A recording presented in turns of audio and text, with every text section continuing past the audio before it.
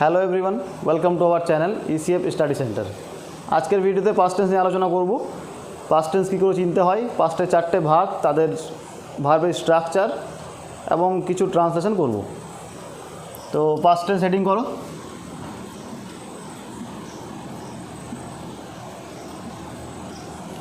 Past tense 4 প্রকার। Number 1 হচ্ছে past indefinite. Past indefinite.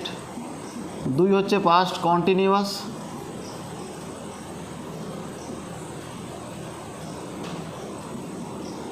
3 past perfect.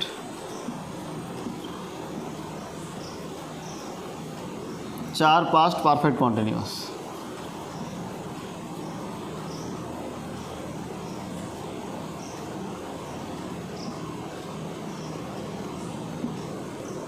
প্রত্যেকটা টেন্সের যেমন 4 ভাগে ভাগ করা যায়, পাস্ট টেন্সকেও সেম 4টে ভাগে ভাগ করা যায়।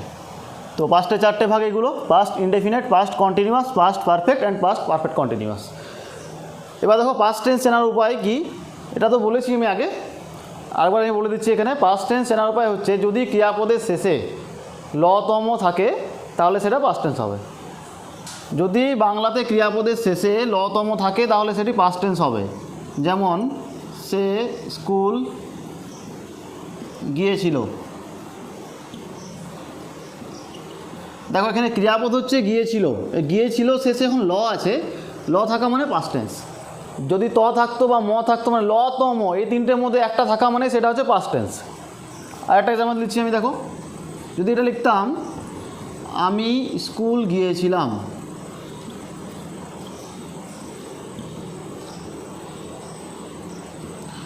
দেখো এখানে ক্রিয়াপদ হচ্ছে গিয়েছিলাম, শেষে ম আছে। তো এই ধরনের যত থাকবে যার ক্রিয়াপদের শেষে ম বা ল বা ত, এই তিনটের মধ্যে একটা থাকলে সেটা হচ্ছে পাস্ট টেন্স। এটা আমি আগে বলেছি, না বলা নয়, তো আজকে একবার আমি বলে দিলাম। পাস্ট টেন্সের উপায় হচ্ছে এটা, যে ক্রিয়াপদের শেষে লতম থাকা মানে পাস্ট টেন্স। এবার দেখো তোমার পাস্ট কন্টিনিউয়াস, প্রত্যেকটা এই 4টে ভাগের প্রত্যেকটা ভাগের এবার স্ট্রাকচার, ইংলিশ স্ট্রাকচার জানবো, বাংলা কী করে চিনতে হয় সেগুলো জানবো। তো তোমরা পাস্ট কন্টিনিউয়াস একটা পয়েন্ট করে নাও। প্রথমে পাস্ট কন্টিনিউয়াস করাবো।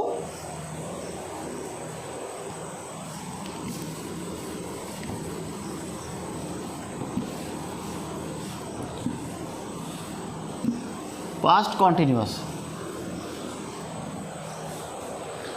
দেখো পাস্ট টেন্স কী করে চিন্তা হয় সেটা আমি বললাম। যদি ক্রিয়াপদের শেষে লতম থাকে সেগুলোই পাস্ট টেন্স। এবার পাস্ট টেন্সের 4টে ভাগের মধ্যে কোনটা হবে সেটা জানতে হবে।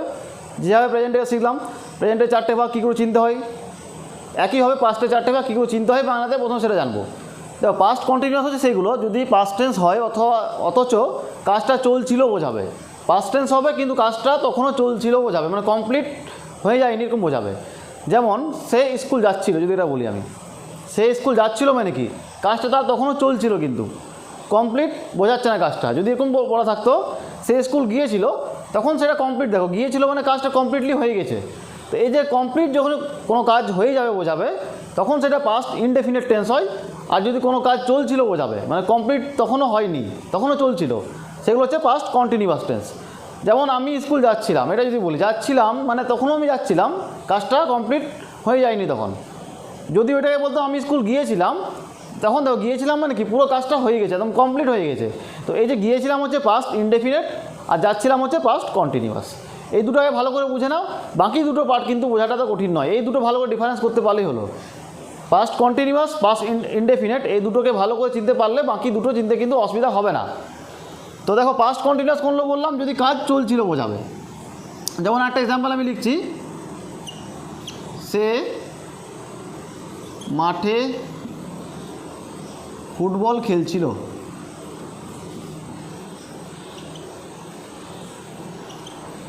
তো খেলছিল মানে কি কাজটা তখনও চলছিল।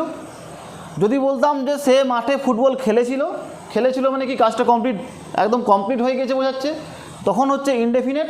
আর যদি চলছিল বোঝাবে তখন হচ্ছে কন্টিনিউয়াস। তো এই ধরনের যত বাক্য সবই কন্টিনিউয়াস। আশা করছি চেনার উপায়টা বুঝতে পারলে।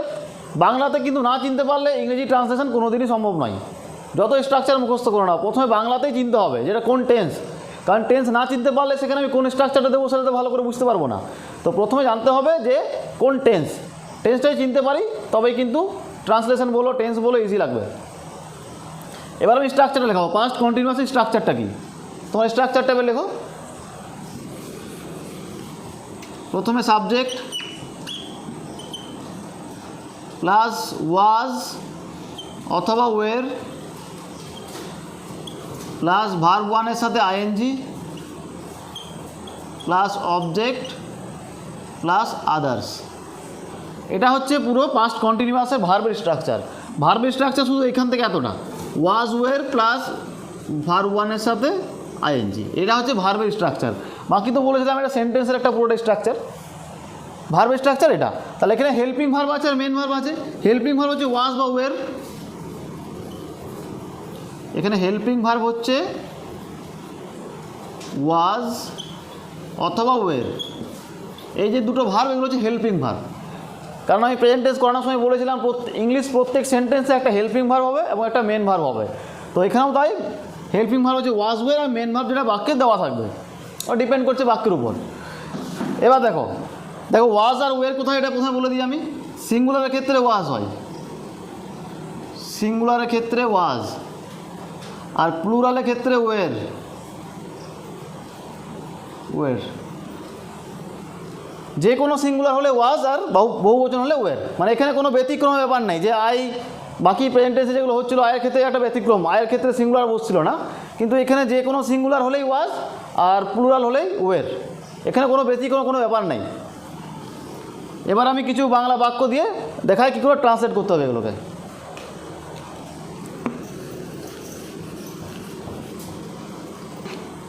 দেখো আমি স্কুল যাচ্ছিলাম, এটাই লিখি আমি, আমি স্কুল যাচ্ছিলাম। তাহলে এখানে প্রথমে সাবজেক্ট বসবে, সাবজেক্ট হচ্ছে আই, আমি। এবার ওয়াজ অথবা ওয়ের দুটোর মধ্যে একটা, তো আই হচ্ছে এক বচন ওয়াজ, আই ওয়াজ। যাচ্ছিলাম ইংলিশ হচ্ছে গো, তার সাথে আইএনজি হবে going, I was going to school. এই গোয়ের ক্ষেত্রে টু বসে, আগের ভিডিওতে বলেছিলাম এই ধরনের এক্সাম্পল ছিল, গোয়ের ক্ষেত্রে টু বসে, তাহলে I was going to school. আরেকটা সেন্টেন্স নিচ্ছি আমি,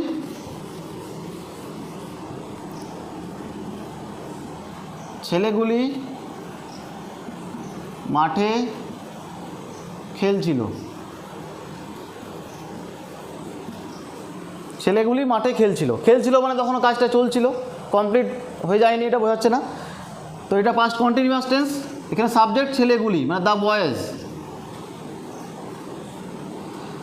এটা বহু বচন। দেখো ছেলেগুলি মানে একের বেশি, বয়েজ, তো ওয়াজ বা ওয়ের মধ্যে ওয়ের বসবে এখানে, দ্য বয়েজ ওয়ের, খেলা ইংলিশ প্লে, তাতে প্লেয়িং হবে, আইএনজি যোগ হবে, ইন দ্য ফিল্ড, মাঠে খেলছিল, in the field, the boys were playing in the field. বুঝতে পারছো? এগুলো খুব কঠিন নয়, বারবার বলছি, টেন্স বাংলাতে একবার বাংলাতে চিনতে পারলে এবং স্ট্রাকচার জানলে, দুটো জানলেই একসাথে যদি জানা থাকে, ট্রান্সলেশন আর কঠিন লাগবে না। আর টেন্স একবার ভালো করে শিখলে তারপর গ্রামার আরও মানে কঠিন লাগবেই না গ্রামার। আমি আরেকটা সেন্টেন্স দেখাচ্ছি,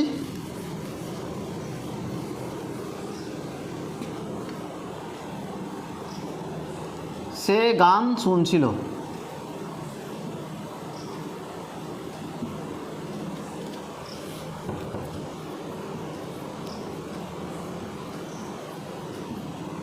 সে গান শুনছিল, শুনছিল তখনও কাজটা চলছিল। যদি বলতাম শুনেছিল, যে কাজটা যদি কমপ্লিট বোঝাতাম তাহলে এটা ইনডেফিনিট হতো, শুনছিল মানে তখনও চলছিল, এই জন্য হচ্ছে এটা কন্টিনিউয়াস। তার এখানে সাবজেক্ট হচ্ছে হি অথবা সি, হি অথবা সি হচ্ছে এক বচন, তাহলে ওয়াজ হবে। শোনা ইংলিশ, গান শোনার ক্ষেত্রে লিসেন হয়, হ্যাঁ গান শোনার ক্ষেত্রে লিসেন, এমনি হিয়ার হয় কিন্তু লিসেন, তা লিসেনের সাথে আইএনজি, হি ওয়াজ লিসেনিং সং, হি ওয়াজ লিসেনিং সং, সে গান শুনছিল। এবার নেগেটিভ দেখাবো দু একটা, যদি এটাই বলতাম সে গান শুনছিল না, নেগেটিভ করতাম এটাকে, নাবাচক। তো নাবাচক আমি কি বলেছিলাম, যে হেল্পিং ভার্ব এবং মেইন ভার্ব এই দুটি মাঝখানে নট বসাতে হয়। নিয়মটা কিন্তু সেম, টেন্স চেঞ্জ বলে নিয়ম চেঞ্জ হবে তা নয়, কিন্তু নেগেটিভ করার নিয়মটা একই, হেল্পিং ভার্ব এবং মেইন ভার্ব এই দুটোর মাঝখানে বসবে নট। তা সে গান শুনছিল না যদি বলি, তাহলে কী হতো এটা, হি ওয়াজ নট লিসেনিং সং,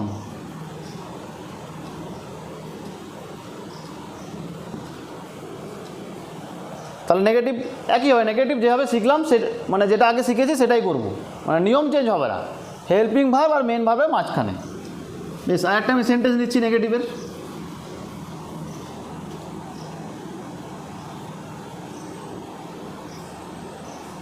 আমি ভাত খাচ্ছিলাম না।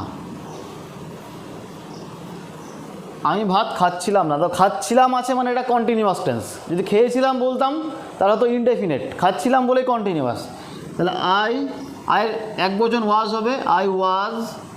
এবার নট কোথায় বসবে? মেন ভার্ব আর হেল্পিং ভার্ব মাঝখানে, তাহলে ওয়াজের পরে not. I was not eating, eat থেকে eating rice, I was not eating rice.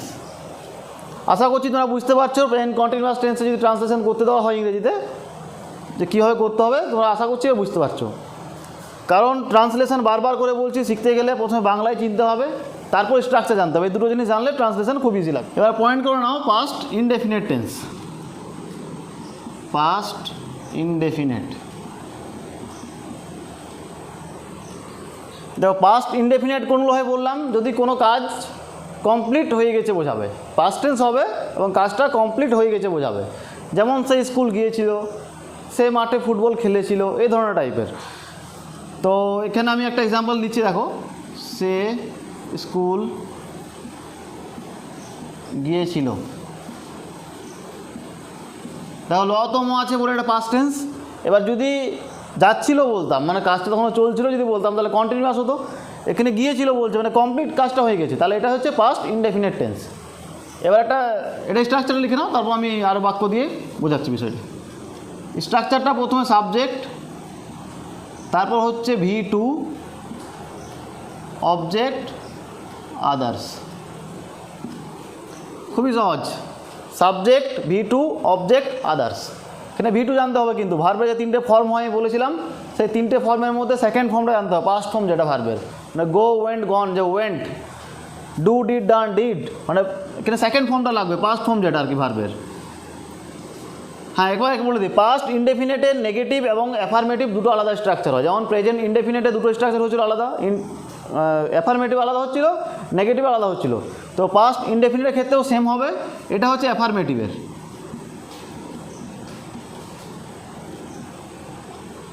এটা হচ্ছে অ্যাফার্মেটিভ মানে হ্যাঁ বাচক। হ্যাঁ বাচকের ক্ষেত্রে এটা হচ্ছে তার স্ট্রাকচার। না বাচক স্ট্রাকচার এখানেও আলাদা হবে, কারণ এখানে হেল্পিং ভার্ব থাকে না। দেখো এখানে কোনো হেল্পিং ভার্ব নেই, সাবজেক্টের পর ডাইরেক্ট V2 মেন ভার্ব বসে যাচ্ছে, অবজেক্ট আদার্স। তো অ্যাফার্মেটিভ এখানেও হেল্পিং ভার্বটা আলাদা করে দেওয়া নেই, এই জন্য নেগেটিভ এখানে ডাইরেক্ট করা যাবে না এটাকে, এই জন্য নেগেটিভ আলাদা স্ট্রাকচার হবে। আগে অ্যাফার্মেটিভটা দেখায় কী করে ট্রান্সলেট করতে হবে। সে স্কুল গিয়েছিল, এটা লিখি আমি আগে, সে স্কুল গিয়েছিল। এখানে কিন্তু ভার্বের শুধু সেকেন্ড ফর্মটাই বসে, সিঙ্গুলার হোক প্লুরাল হোক যাই হোক না কেন, এখানে ভার্বের শুধু সেকেন্ড ফর্ম সব ক্ষেত্রেই বসবে। তাহলে সে মানে হচ্ছে হি, তা V2 হবে, মানে যাওয়া, গিয়েছিল হচ্ছে ভার্ব এখানে, তাহলে গো থেকে ওয়েন্ট, তাহলে he went to school. Translate করলে হচ্ছে হি ওয়েন্ট টু স্কুল। আর একটা আমি নিচ্ছি এক্সাম্পল,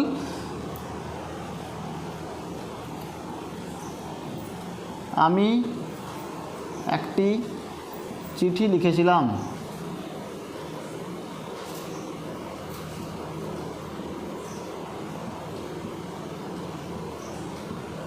সাবজেক্ট হচ্ছে আই, লেখা ইংলিশ রাইট, রাইটতে V2 হচ্ছে রোট, আই রোট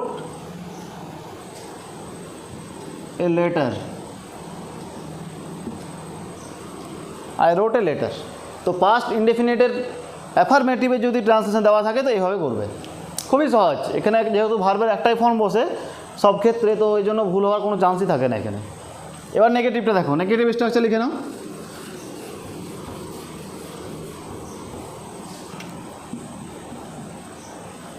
নেগেটিভ, নেগেটিভের ক্ষেত্রে প্রথমে সাবজেক্ট, তারপর did plus not plus V1 plus object plus others. তো নেগেটিভ হলে ডিড নট বসবে আর কি।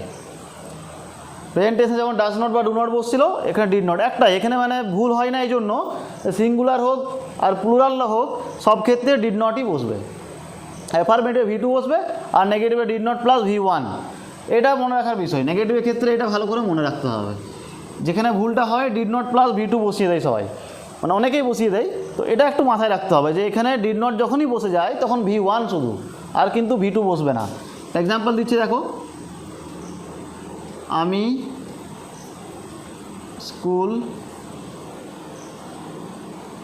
স্কুল গিয়েছিলাম, এটা হচ্ছে অ্যাফার্মেটিভ। যদি এর নেগেটিভ করি আমি, তাহলে কী বলবো? আমি স্কুল যাইনি, আমি স্কুল যাইনি। তো এটা হচ্ছে পাস্ট ইনডেফিনিট টেন্স, কারণ এটাকে অ্যাফার্মেটিভ করলে যে আমি স্কুল গিয়েছিলাম, কারণ নেগেটিভটা ডাইরেক্ট চেনা মুশকিল, এই জন্য আমি এটা অ্যাফার্মেটিভ করলাম। আমি স্কুল গিয়েছিলাম, কী চিনলাম? পাস্ট ইনডেফিনিট টেন্স, তারই নেগেটিভ হচ্ছে আমি স্কুল যাইনি, মানে টেন্সটা একই থাকছে, খালি নেগেটিভ আছে। তাহলে এখানে সাবজেক্ট আই, তারপর ডিড নট, তারপর গো, আর কিন্তু ওয়েন্ট নয়, I did not go to school. দেখো যাইনি থাকলে কিন্তু প্রেজেন্ট পারফেক্ট টেন্সও হতে পারতো, কারণ আমি স্কুল গিয়েছি তার নেগেটিভ করলেও হবে আমি স্কুল যাইনি। তো শেষে যদি কোনো ভার্ব এসেছে নি থাকে, সেটা প্রেজেন্ট পারফেক্ট টেন্সও হতে পারে আর পাস্ট ইনডেফিনিটও হতে পারে। এটা ভালো করে লিখে নাও তোমরা। কোনো ভার্বের শেষে যদি নি দেওয়া থাকে তাহলে সেটা প্রেজেন্ট পারফেক্ট টেন্স এবং পাস্ট ইনডেফিনিট টেন্স দুটোই হতে পারে। হয় প্রেজেন্ট পারফেক্ট টেন্স হবে, না হলে পাস্ট ইনডেফিনিট, মানে দুটোই হবে। এখানে যদি আমি বলি এটাকে I have not gone to school করে দিই, তো ভুল কিচ্ছু হবে না, কারণ প্রেজেন্ট পারফেক্ট টেন্সে নেগেটিভ করলেও তাই হবে, আমি স্কুল গিয়েছিকে নেগেটিভ করলে হবে আমি স্কুল যাইনি, এবং পাস্ট ইনডেফিনিটকে নেগেটিভ করলেও তাই হচ্ছে আমি স্কুল যাইনি। তো শেষে নি থাকা মানে প্রেজেন্ট পারফেক্ট আর পাস্ট ইনডেফিনিট দুটোই হবে। তোমরা এখানে যা করবে সেটাই ঠিক। যদি কেউ লিখে দাও I have not gone to school, তাও ঠিক হবে, I have not gone to school, এটা যদি করলে ভুল কিছু নয়, এটাও ঠিক। তো শেষে নি থাকলে পাস্ট ইনডেফিনিট প্রেজেন্ট পারফেক্ট দুটোই হয়, এটা ভালো করে লিখে নাও। এবার তোমাদের কোশ্চেন হতে পারে যে আমরা যদি কোনো ট্রান্সলেট করতে দেওয়া থাকে তো করবো কোনটা? যদি স্পিকিংয়ের ক্ষেত্রে বলতে হয় তাহলে আমরা বুঝতেই পারো পাস্টের ঘটনা বলছি না প্রেজেন্টের ঘটনা বলছি, তখন আমরা সেভাবে বসাবো। যদি পাস্টের ঘটনা বলছি তাহলে ডিড নট বসাবো, নাহলে হ্যাভ নট। আর যদি কোনো ট্রান্সলেশন দেওয়া থাকে, ডাইরেক্ট দেওয়া আছে আমি স্কুল যাইনি দিয়ে বলা আছে এটা ইংলিশ ট্রান্সলেশন করতে, তো এই দুটোর মধ্যে যে কোনো একটা করলেই ঠিক, যে কোনো একটা। আবার যদি এটা কোনো প্যাসেজের মধ্যে দেওয়া থাকে, একটা বড় প্যাসেজ, একটা গল্প চলছে, সেই প্যাসেজের মাঝখানে একটা দেওয়া আছে, তো এবার দেখতে হবে পুরো প্যাসেজটা কোন টেন্সে আছে। যদি প্যাসেজটা পুরো পাস্ট টেন্সে আছে তাহলে এটা পাস্ট ইনডেফিনিট ধরবো, আর প্যাসেজটা যদি পুরোটা যদি প্রেজেন্ট টেন্সে আছে তাহলে এটা প্রেজেন্ট পারফেক্ট টেন্স ধরবো। এটা খুব ভালো করে মনে রাখবে, কারণ অনেক চাকরি পরীক্ষাতে ডেসক্রিপটিভ যদি হয় তো ট্রান্সলেশন আসে, তো সেক্ষেত্রে দেখতে হবে যদি এরকম কোনো বাক্য থাকে প্যাসেজের মধ্যে, তখন প্রথমে দেখতে পুরো প্যাসেজটা কোন টেন্সে আছে। যদি প্যাসেজ পুরোটাই পাস্ট টেন্সে আছে তাহলে এটা পাস্ট ইনডেফিনিট, আর পারফেক্ট করলে কিন্তু ভুল হয়ে যাবে। কেউ যদি প্রেজেন্ট পারফেক্ট করে দাও তারপরেও, তখন কিন্তু ভুল হবে। আবার যদি পুরো প্যাসেজটা প্রেজেন্ট টেন্সে থাকে তখন কিন্তু প্রেজেন্ট পারফেক্ট টেন্সই করতে হবে, তখন পাস্ট ইনডেফিনিট করলে ভুল হবে। তো এটা একটু ভালো করে মাথায় রাখো, দরকার পড়লে লিখে নিও এটা ভালো করে। প্যাসেজে যদি দেওয়া থাকে পুরো প্যাসেজটা যারা টেন্সে থাকবে সেই টেন্সটাই করবো, আর সিঙ্গেল দেওয়া থাকলে যে কোনো দুটোর মধ্যে একটা করলেই ঠিক। যদি শুধু আমি স্কুল যাইনি বলে দিই তাহলে দুটোর মধ্যে দুটোই ঠিক, খালি প্যাসেজের মধ্যে দিলে ডিপেন্ড করে পুরো প্যাসেজটা যে টেন্স আছে সেই টেন্সই হবে। তো এটা খুব ভালো করে একটু মনে রাখো, কারণ অনেক চাকরি পরীক্ষাতে ডেসক্রিপটিভ ইংলিশ আছে, সেখানে ট্রান্সলেশন থাকে, তো সেখানে কিন্তু যে কোনো একটা করে দিলেই হবে না। প্যাসেজের ক্ষেত্রে কিন্তু দেখতে হবে প্যাসেজটা কোন টেন্সে আছে। আমি একটা এক্সাম্পল নিচ্ছি, সে ভাত খায়নি, তাহলে সে ভাত খায়নি, শেষে নি আছে, দেখো নি থাকা মানে হয় পাস্ট ইনডেফিনিট, না হলে প্রেজেন্ট পারফেক্ট টেন্স, অন্য কোনো টেন্স হবে না, এই দুটো টেন্সই হবে, প্রেজেন্ট পারফেক্ট অথবা পাস্ট ইনডেফিনিট, দুটোই ঠিক। সিঙ্গেল সেন্টেন্স থাকলে দুটোই ঠিক। তাহলে এটাকে আমি এখন পাস্ট করছি বলে পাস্টটাই করাচ্ছি, তাহলে হি ডিড নট ইট, খাওয়া ইংরেজি ইট রাইস। আর এটা লক্ষ্য করতে হবে কিন্তু ডিড নট বসে গেলে আর V2 কোনো দিন বসবে না, ডিড নট বসে গেলে শুধু V1, তাহলে he did not eat rice. এটা কিন্তু প্রচুর ভুল হয়, বারবার করে রিপিটেডলি বলছি, এটা ভালো করে দেখবে। ডিড নট বসে গেলে অনলি V1, তাহলে he did not eat rice. এবার এটা প্রেজেন্ট পারফেক্ট টেন্সও করা যায় বললাম। যদি এরকম করতাম হি দেওয়া আছে এখানে, যদি এরকম করতাম he has not eaten rice, তাহলে এটাও ঠিক হতো। যারা প্রেজেন্ট টেন্সের ভিডিওটা দেখেছো তারা বুঝতে পারবে যে এই ধরনের শেষে নি থাকলে প্রেজেন্ট পারফেক্ট টেন্স হয়, কারণ পারফেক্ট টেন্সে নেগেটিভে করিয়েছিলাম। তো যারা দেখেছো আশা করছি এটা ভালো করেই বুঝতে পারবে। তো এটা পারফেক্ট টেন্স করলে এটা হবে he has not eaten rice. বেশ, আর একটা এক্সাম্পল নিচ্ছি আমি।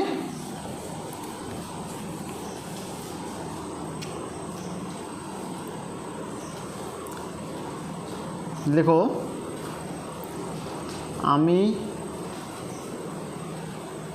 একটি ছবি এঁকেছিলাম,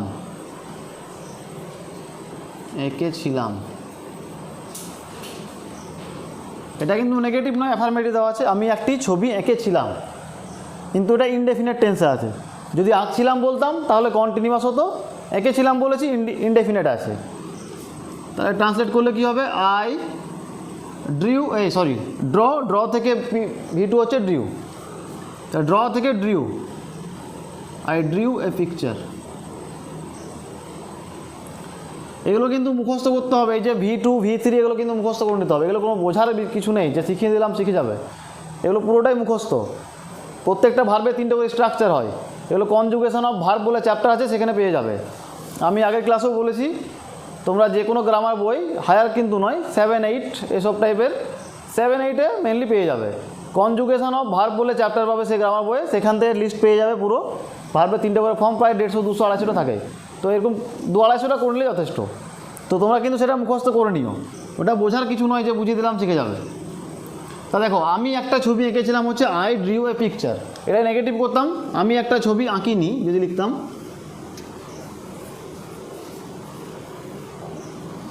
আমি একটা ছবি আঁকিনি, তাহলে এটা কী হতো? I did not. এবার কিন্তু ড্র হবে, এবার V1 এবার এখানে আর V2 কিন্তু বসবে না, মেন ফর্ম যেটা, I did not draw a picture.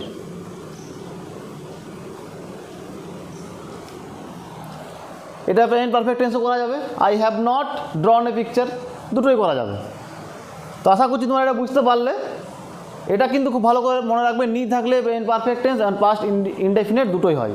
তো এটা একটু ভালো করে একদম খুবই ভালো করে মনে রেখো। আর প্যাসেজের ক্ষেত্রে কী হয় সেটাও বলে দিলাম, যে প্যাসেজটা যে টেন্স থাকবে সে ডিপেন্ড করে সেই পুরো প্যাসেজটার উপর ডিপেন্ড করছে। তো এটাও মনে রাখবে, সিঙ্গেল সেন্টেন্স দিলে তোমরা যে কোনো টেন্সে করতে পারো, হয় প্রেজেন্ট পারফেক্ট না হয় পাস্ট ইনডেফিনিট। বেশ, এবার দেখো পাস্ট ইনডেফিনিট হলো পাস্ট পারফেক্ট টেন্স। এবার তো পয়েন্ট করে নাও, পাস্ট পারফেক্ট টেন্স।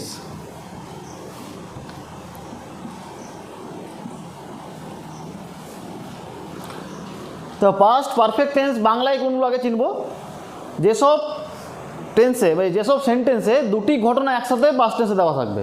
কোনো বাক্য দেওয়া আছে যেখানে দুখানা ঘটনা দেওয়া আছে, দুটোই পাস্ট টেন্সের, সেগুলোই হচ্ছে পাস্ট পারফেক্ট টেন্স। যেমন আমি বলে দিই একটা এক্সাম্পল, সে আসার আগে আমি গিয়েছিলাম। যদি এই ধরনের বাক্যটা আমি বলি, সে আসার আগে আমি গিয়েছিলাম, তো দেখো দুটো ঘটনা ঘটছে, সে আসার আগে আমি গিয়েছিলাম, যে এই দুটো ঘটনাই কিন্তু পাস্ট টেন্সের। তো এগুলোই হচ্ছে পাস্ট পারফেক্ট টেন্স, মানে যেটা আগে ঘটছে আর কি। দুটো এখানে দুটো টেন্স আলাদা আলাদা হবে। সে আসার আগে আমি গিয়েছিলাম, যেটা আগে ঘটছে সেটা হচ্ছে পাস্ট পারফেক্ট টেন্স, আর যেটা পরে ঘটছে সেটা হচ্ছে পাস্ট ইনডেফিনিট টেন্স। সে আসার আগে আমি গিয়েছিলাম, কি দুটো ঘটনা আছে, সে এসেছিল একটা ঘটনা, আমি গিয়েছিলাম সেটা একটা ঘটনা। এবার এই দুটোর মধ্যে কোনটা আগে ঘটছে? সে আসার আগে আমি গিয়েছিলাম, তাহলে এটা আগে ঘটছে। যেটা আগে ঘটছে সেটা হচ্ছে পাস্ট পারফেক্ট টেন্স, এটাই হচ্ছে পাস্ট পারফেক্ট। আর এখানে সে আসাটা হচ্ছে এটা past indefinite tense, past indefinite. এটা ভালো করে চিনে নিও, চেনাটা খুব ইজি, কঠিন নয়। যেটা আগে ঘটছে সেটা পাস্ট পারফেক্ট, আর যেটা পরে ঘটছে সেটা পাস্ট ইনডেফিনিট। এবার এটার স্ট্রাকচারটা লিখে নাও পুরোটা। যদি এই ধরনের দুটো বাক্য একসাথে দেওয়া থাকে, দুটো ঘটনা দেওয়া থাকে, তখন কী করে ট্রান্সলেট করব? প্রথমে পারফেক্টের ঘটনাটা প্রথমে লিখব।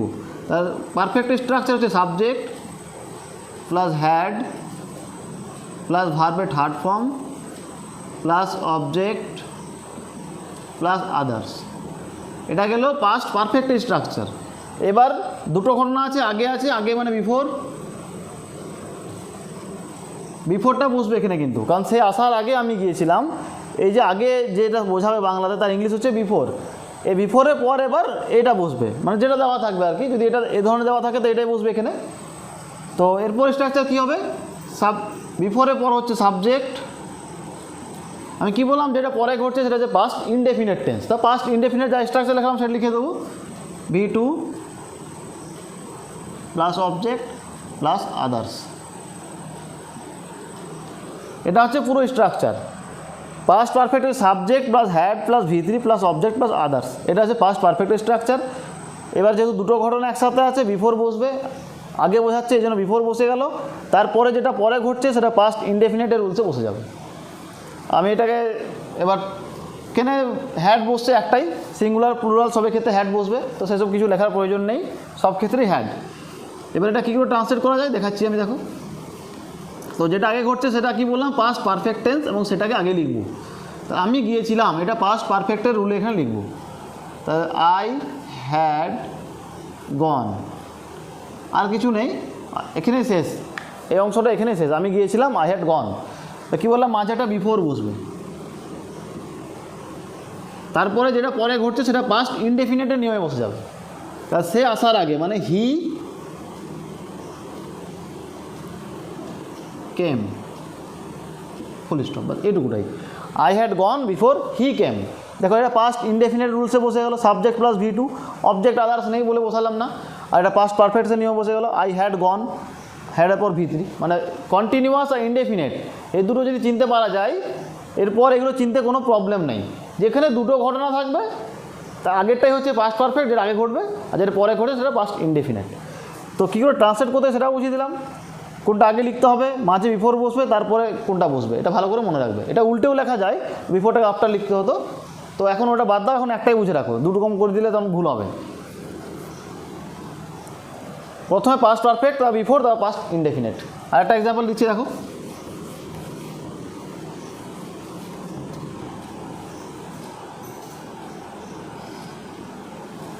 সে উত্তরটি লেখার আগে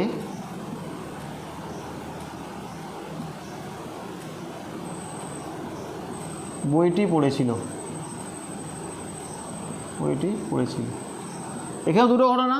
সে উত্তরটি লেখার আগে বইটি পড়েছিল, তো উত্তর লিখেছিল একটা ঘটনা, আর বইটি পড়েছিল এটাও একটা ঘটনা। তো যেটা আগে ঘটছে সেটা পাস্ট পারফেক্টের নিয়মে লিখবো। এখানে কোনটা আগে ঘটছে, বইটি পড়েছিল। সাবজেক্ট কিন্তু দুটোতেই হি, তো এখানে দুবার হি উল্লেখ নেই, কিন্তু বাংলাতে একবারই বলেছে, আমি ইংলিশে দুবারই উল্লেখ করবো, কিন্তু মানে দুটো ক্ষেত্রে সাবজেক্ট হি, তাহলে হি অথবা সি। হি বইটি পড়েছিল, তাহলে এখানে পাস্ট পারফেক্টের রুলসে যে হ্যাড বসে যাবে। হি হ্যাড, রিড মানে পড়া, রিডের V3 হচ্ছে রিড, রেড, উচ্চারণটা রেড হয়, কিন্তু স্পেলিং রিডের মতোই হয়, স্পেলিংটা সেম, কিন্তু এটা যদি উচ্চারণ করতে হয়, যদি স্পিকিং করতে হয়, তাহলে হি হ্যাড রেড বলতে হবে, হি হ্যাড রিড বললে হবে না, স্পেলিং সেম হলেও উচ্চারণটা আলাদা বলতে হবে। হি হ্যাড রেড দ্য বুক, মাঝে বিফোর বসবে বললাম এবার, কারণ এখানে এই অংশটা শেষ, বইটি পড়েছিল শেষ। হি had read the book before, উত্তরটি লেখার আগে, তাহলে হি রোট, এখানে V2 হবে, কারণ পাস্ট ইনডেফিনিট টেন্স হচ্ছে এটা, যেটা পরে ঘটছে সেটা পাস্ট ইনডেফিনিট টেন্স হবে, তাহলে হি রোট দ্য অ্যান্সার।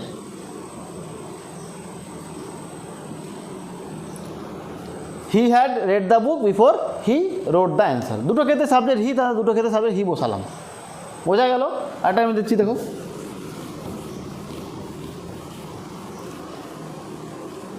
আরেকটা এক্সাম্পল বলছি, তোমরা দেখো ভালো করে।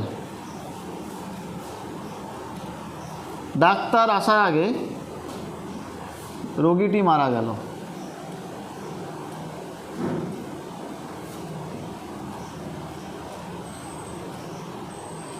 এখানে আগে কোনটা ঘটছে, রোগীটি মারা গেল, এটা আগে ঘটছে।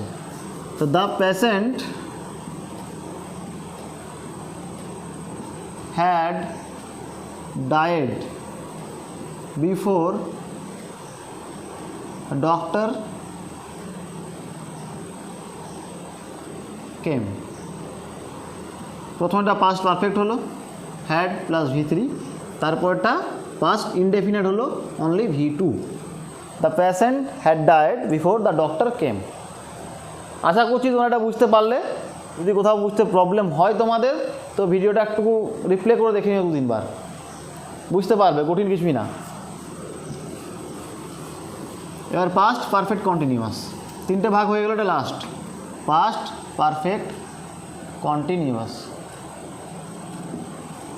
প্রেজেন্ট পারফেক্ট কন্টিনিউয়াস ক্ষেত্রে কী বলেছিলাম, যদি প্রেজেন্ট কন্টিনিউয়াস টেন্সের সাথে সময় দেওয়া থাকে, সেগুলো হচ্ছে প্রেজেন্ট পারফেক্ট কন্টিনিউয়াস। একইভাবে এখানে যে পাস্ট কন্টিনিউয়াসের সাথে কোনো সময় দেওয়া থাকে, সেটা হচ্ছে পাস্ট পারফেক্ট কন্টিনিউয়াস। যেমন সে স্কুল যাচ্ছিল যদি বলি আমি, এটা হচ্ছে শুধু পাস্ট কন্টিনিউয়াস টেন্স। আমি যদি বলি সে 2 ঘন্টা ধরে স্কুল যাচ্ছিল, তখন এটা হচ্ছে পাস্ট পারফেক্ট কন্টিনিউয়াস। মানে কন্টিনিউয়াস টেন্স হবে, তার সাথে সময় দেওয়া থাকবে, মানে প্রেজেন্টের মতো এখানে রুলটা সেম। তো স্ট্রাকচারটা প্রথমে লিখে নাও, তারপর আমি কিছু এক্সাম্পল দিয়ে সেগুলো ট্রান্সলেট করে দেখাবো। প্রথমে স্ট্রাকচার লিখে নাও, subject plus had been plus V1 এর সাথে ING plus object plus since অথবা ফর, প্রিপোজিশন এগুলো, প্লাস টাইম, যে সময়টা দেওয়া থাকবে। সাবজেক্ট হ্যাড, তাও বিন, V1 এর সাথে ING, অবজেক্ট, সিন্স অথবা ফর, তারপর টাইম, যে টাইমটা দেওয়া থাকবে, কারণ এখানে টাইম থাকবেই, পারফেক্ট কন্টিনিউয়াসে কিছু একটা টাইম দেওয়া থাকবেই। তো একটা এক্সাম্পল আমি নিচ্ছি, দেখো, সে সকাল থেকে ইংরেজি পড়ছিল।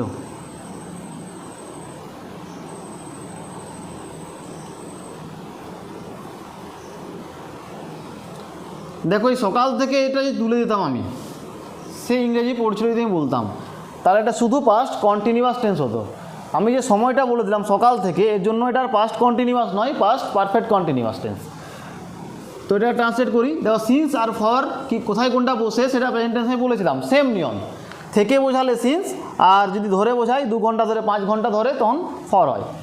মানে প্রেজেন্ট টেন্স যা বুঝিয়েছিলাম একই, নিয়মটা আলাদা কিছু নয়, এদের বসার জায়গাটা সেমই হবে। তাহলে হি অথবা সি হ্যাড বিন, পড়ছিল মানে রিড থেকে রিডিং, রিডিং সকাল থেকে বোঝালে কী বলি, সিন্স হবে, since morning. He had been reading since morning. বোঝা গেল?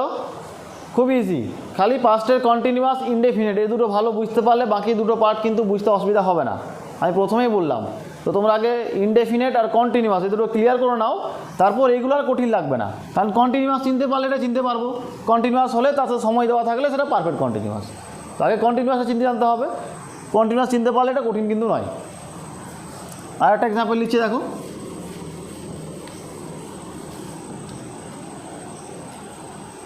আমি 7 দিন ধরে জ্বরে ভুগছিলাম।